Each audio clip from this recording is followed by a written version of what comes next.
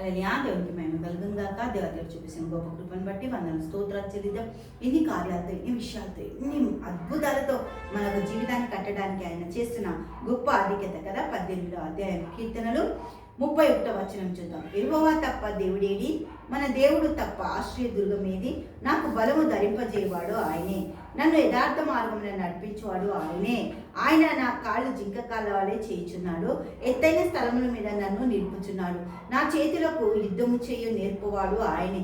నా బావులు ఇత్తడి బిల్లును ఎక్కిపెట్టును, నీ రక్షణ కేడము నీవు నాకు అందించి ఉన్నావు. నీ కుడి చేయి నన్ను ఆదుకొనెను, నీ సాత్వికము నన్ను గొప్ప చేయను. ఎన్ని విషయాలు దేవుడు నా గురించి నీ గురించి రాపించి పెట్టిండు.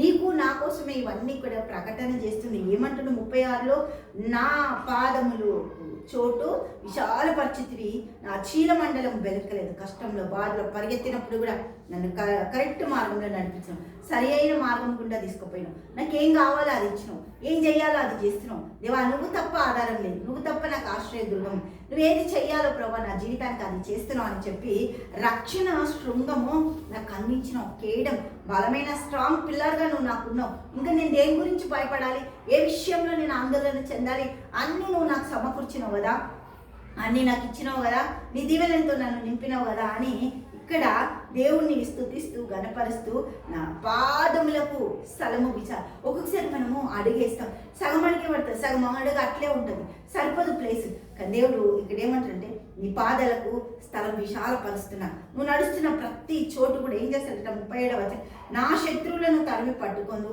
వారి నశింపజేయ వరకు నేను తిరగను. వారు నా పాదముల క్రింద పడుదురు. దేవునికి స్తోత్రం. వాళ్ళు లేవలేకుంటారని చెప్పి ప్రకటిస్తున్న దేవాది దేవుడు ప్రతిది కూడా నీకు కావలసిన దాని సూచనలు చూపిస్తూ వాటిని నీకు నేర్పుతూ నీ యొక్క జీవితానికి ఉన్న ప్రతి ఆటంకాలను తొలగిస్తూ నిన్ను ఒక విజయవంతమైన జీవితానికి ఒక ఆదర్శంగా నడిపిస్తుండు. దేవుడికి మహిమ కలుగును గాక. హల్లెలూయా. తండ్రి యేసయ్యానికి మా స్తోత్రాలు. గొప్పది అద్భుత ఆశ్చర్యకారాలు చేస్తాం తండ్రి. బిడ్డల్ని దీవించి ఆశ్రయించి కృపద ఇచ్చే ధన్యతని విని మహిమత నింపు, అన్ని రంగాలు ఆస్వాదించి అబ్రాహాము సంతానంగా నిలబెట్టి కార్యం చేయి. శత్రువులు తండ్రి ఎక్కడ శేషం ఉండకుండా నువ్వే తండ్రి తూలనాడి ప్రభా తండ్రి నాయన యేసయ్యా, నువ్వే సమాధానం తెలుపుతున్న దేవ నీకే స్తుతులు స్తోత్రాలు చెల్లిస్తూ యేసు నామములో ప్రార్థిస్తున్నాము తండ్రి. ఆమేన్, ఆమేన్, ఆమేన్.